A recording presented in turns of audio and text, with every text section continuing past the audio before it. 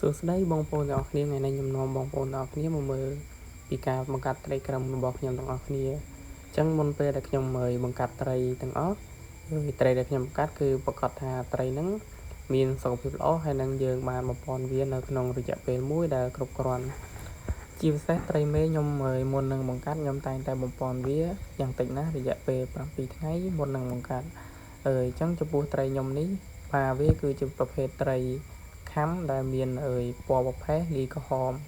ហើយនឹងនេះជាត្រីមេរបស់ខ្ញុំដែលត្រៀមនឹងបង្កាត់ជាមួយនឹងបាមិញហ្នឹងជាត្រីដែលមានពងពេញពោះ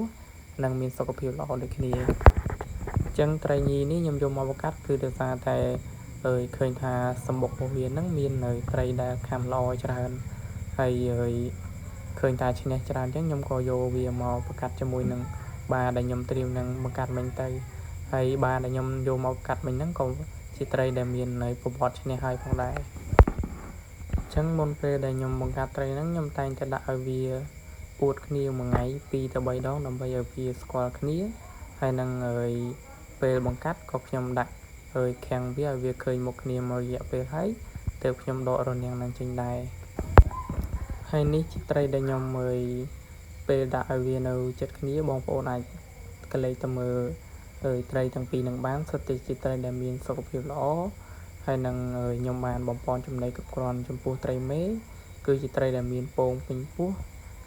លៀនពងចេញមកក្រៅដែលអាចល្មមនឹងបង្កាត់បានកូនល្អប្រសើរអញ្ចឹងបងប្អូនចាំមើលទាំងអស់គ្នាថាលទ្ធផលដែលយើងដាក់បង្កាត់ត្រីទាំងពីរហ្នឹងវានឹងទៅជាយ៉ាងណាបានលទ្ធផលយ៉ាងម៉េចចាំបងប្អូនទស្សនានៅវីដេអូបន្តទាំងអស់គ្នា